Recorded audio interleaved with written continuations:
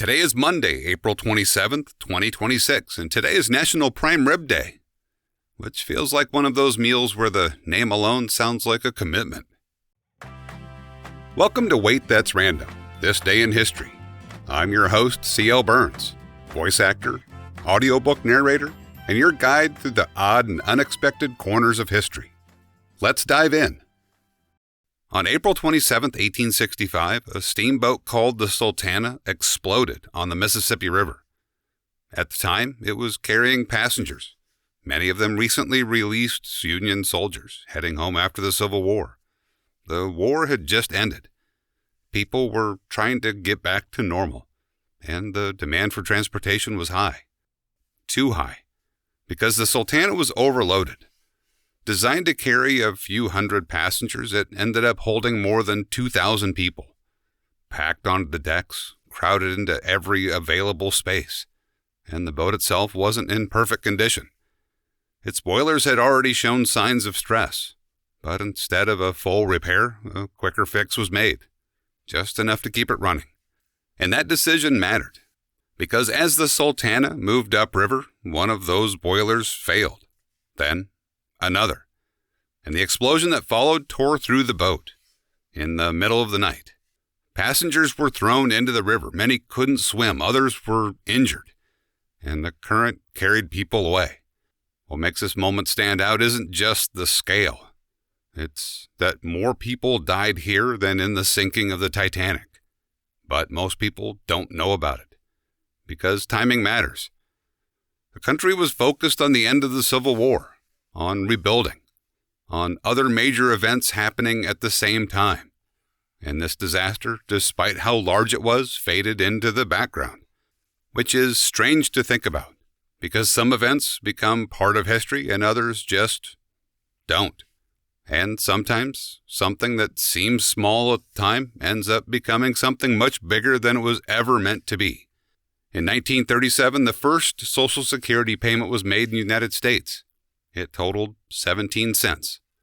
Not per day, not per week. That was the full amount.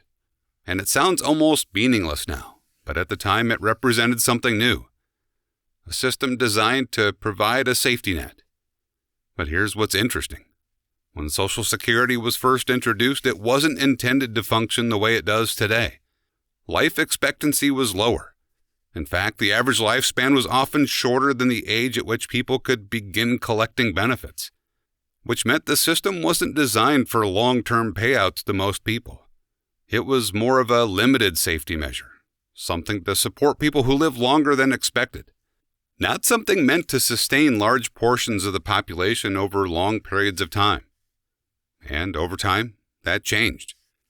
People lived longer, the system expanded, expectations shifted. What started as something relatively small became something much larger and more complex. What makes the moment stand out isn't the 17 cents, it's what it became. Because sometimes systems grow far beyond what they were originally designed to handle. And sometimes things don't grow because they're necessary. They grow because people are drawn to them. And once again, I have a story from the 1970s, which I'm going to have to figure out what I am going to do about, because I keep bringing up the 70s for some reason. But it is my show, and so I get to talk about whatever I want to talk about. If you want to hear something different, you can make your own show. It's fine. It's free. Go for it. But in the 1970s, mood rings became incredibly popular. They were simple. Rings with a stone that changed color based on temperature. The idea was that the color reflected your mood. Calm, stressed, excited. But in reality, they weren't measuring emotion. They were responding to body heat. Still, that didn't stop people from buying into it, because it felt personal. It felt like it was telling you something about yourself. And that's what made it interesting. Not the accuracy, but the experience. People didn't need it to be scientifically precise. They just needed it to feel meaningful. And for a while, that was enough to turn it into a trend. What makes it stand out isn't just the product, it's how quickly people accepted the idea behind it. Because sometimes something doesn't need to be exact. It just needs to connect.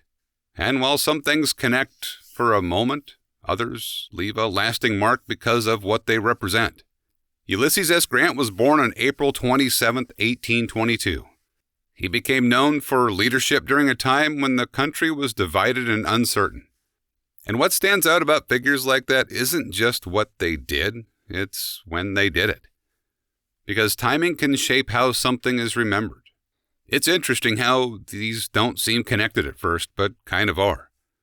A major disaster goes largely forgotten. A small system grows into something massive. And a simple idea spreads because people connect with it. Different moments, different outcomes, but all shaped by what people notice and what they don't. Anyway, those are a few of the things that stood out while I was working through April 27th. Stop by tomorrow and we'll see what the next day decides to bring.